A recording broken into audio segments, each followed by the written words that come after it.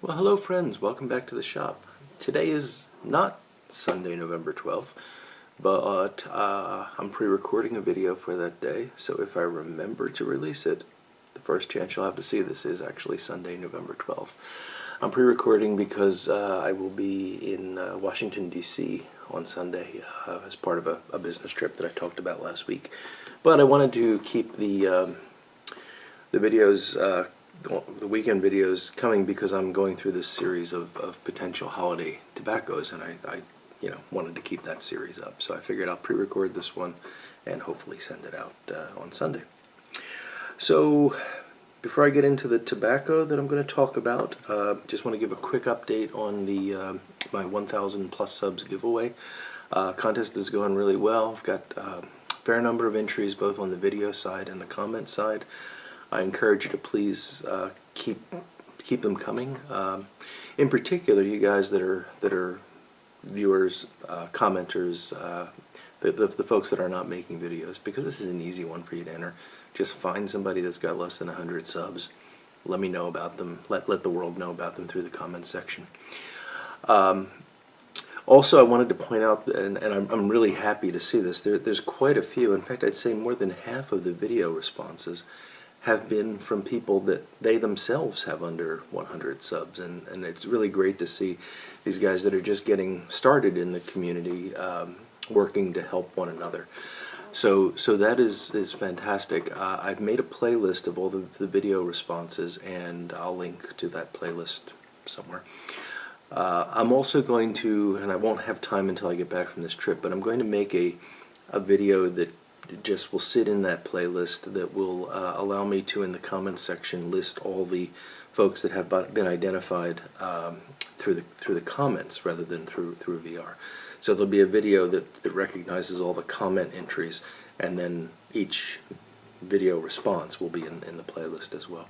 So check that out. There's a lot of guys that to be honest with you, I've been able to subscribe to quite a few people that I would not have found otherwise. So I'm really glad with the way the contest is going. Plenty of time to enter. We've got until midnight on midnight on Saturday, December 2nd. So please, it's a quick and easy one to enter. I'll link to the official contest video as well, so that you can take a look at that. Okay, so today's tobacco. I made a bit of a mistake. So, as I told you, I picked these tobaccos out because there was a sale on Sutliff, and I had a good experience with the Sutliff aromatic recently, and I wanted to take advantage of the sale.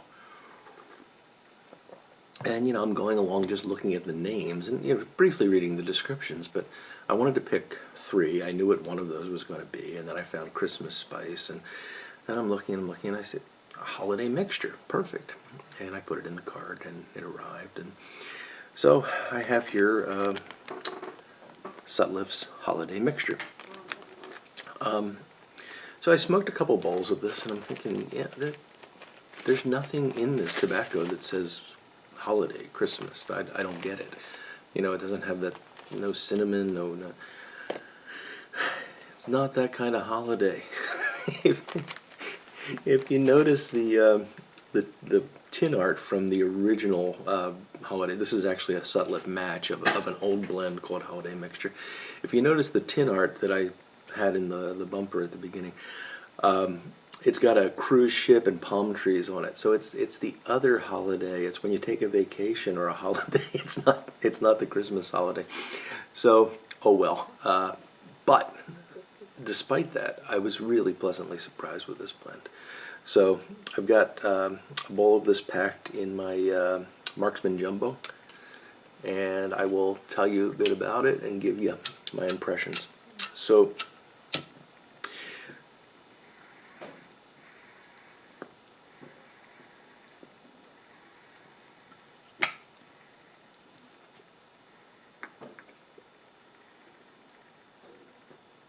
Holiday Mixture was originally blended by Larison Brothers. I'm not very familiar with them, but this was one of their most popular, if not their most popular blends. It was an over-the-counter drugstore type blend. And I have seen, now that I'm thinking about it, after making my boneheaded move, I have seen reference to holiday mixture in various places, maybe some old advertising. But I never thought long and hard enough about the use of the word holiday. So Larison Brothers made it somewhere in the 40s or 50s. It's a little hard for me to get exact dates on that. It was fairly popular, but for whatever reason they folded up, and the blend transitioned to Lane. And Lane apparently didn't do a real great job of maintaining the original quality control. Was apparently an issue, and I'm nothing bad about Lane. That's the way it went with this particular blend. So the people that really liked it were no longer enjoying it. Sales dropped. Lane apparently eventually discontinued it, and ultimately Sutliff got the rights to the recipe. And I got to tell you, I'm glad they did. So what this is, you can see it's I can get some out and show. It's always a challenge to actually show the tobacco, but it's a very rough, coarse cut. It's got these little, now that I say that I can't find one, it's got these little nuggets in it that are reminiscent of things like the Ready Rubbed, Edwards Ready Rubbed, or the Sugar Barrel. It is, so it's kind of like a mix of loose flake, loose ribbon, but small cut ribbon, and broken cake. The tobaccos in it are Burley, Virginia, Black Cavendish, Perique, and Latakia. So it's actually a fairly complicated blend. And it does have a topping, but the topping is extremely mild. There's a bit of sweetness, maybe a bit of vanilla, but it's really hard to detect that even in this blend. It's there, and it's an important component to it, but it's not, if you're not an aromatic smoker, don't fear this, because it's really not an aromatic.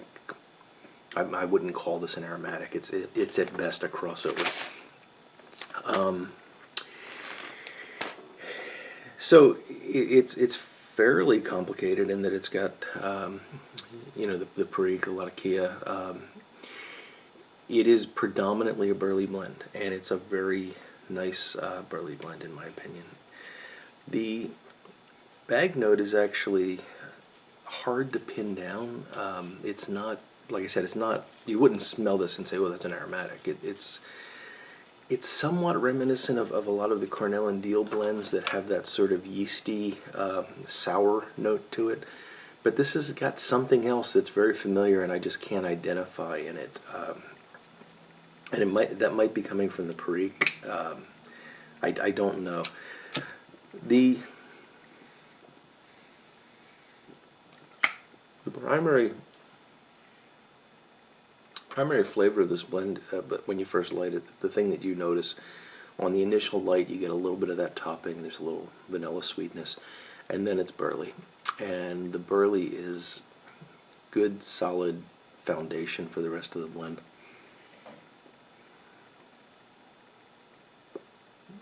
The Virginias are there. They're a minor player, but they're there, and they're sweetening in the blend.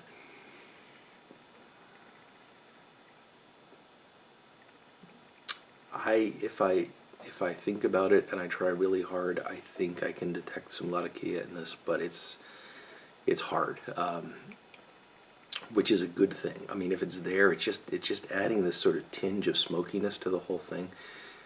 It's not a heavy English. It's not a heavy Latakia blend, and you wouldn't want it to be, because the Burley's really nice, and I think that this is just the right amount of Latakia, if you could even say it's a detectable amount. And then the Perique is really interesting in this, because it's not prominent. It's not like a Burley Perique or a Virginia Perique where you're getting this spiciness all the time, but it's there, and it occasionally really pops up. And when it does, in combination with that topping, it's almost like a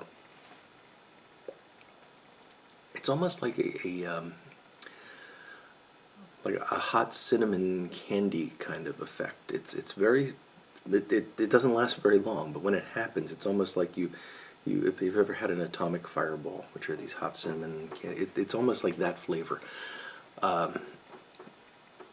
But I don't want you to think that that's what this tobacco tastes like. It's just occasionally you get this little pop that comes through, and I think that's coming from the perique, and it's the perique working with that topping that's very subtly in the background. So, smoking this was an absolute mistake, in that I thought I was going to be smoking a Christmassy aromatic type tobacco for the holidays. But boy, is it a happy mistake. I mean, I'm really glad that I tried this. It's a really good, solid tobacco. It's only available in bulk from Sutliff, and the price is right. And I would actually stack this against similar blends that I've had from some of the Cornell and Deal blends, some of the John Patton blends that are these more complex burley perique, a lot of Kia type mixtures. Yeah, it's right along with those, and the topping is again, it's there, but it doesn't bother me at all. It's really a very, very nice blend, and I highly recommend you try this Sutliff holiday mixture. Just keep in mind, it's the Vacation in the Tropics holiday, not the other one.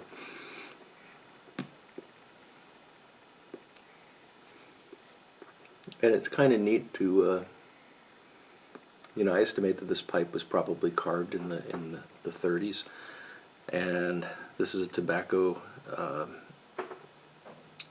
that was probably first blended in the 40s. Just kind of a neat combination of a pipe this old with the tobacco recipe that's old, and it's very enjoyable. So I gotta pack. I gotta get on the road. I will finish this first though, because it's too good to not finish. And again, I really recommend you try Sutliff Holiday Mixture if you're into burley, or even if you just you can tolerate burley. It's worth a try. It's complex enough to keep you interested. It's simple enough to be enjoyable anytime. So I highly recommend it. Alright folks, that's it. I'm not going to hold you up anymore. Like I said, I got to get on the road, and I can let you get on to your the rest of your Sunday, assuming I remember to click the release button on Sunday. So until we talk again, and just very briefly I should say that I don't know when that'll be, because the Thanksgiving holiday is going to throw things into a bit of a mess, but I'll try to get something up next weekend. So until we do speak again, I'll look forward to that, and I hope you all take care. Goodbye now.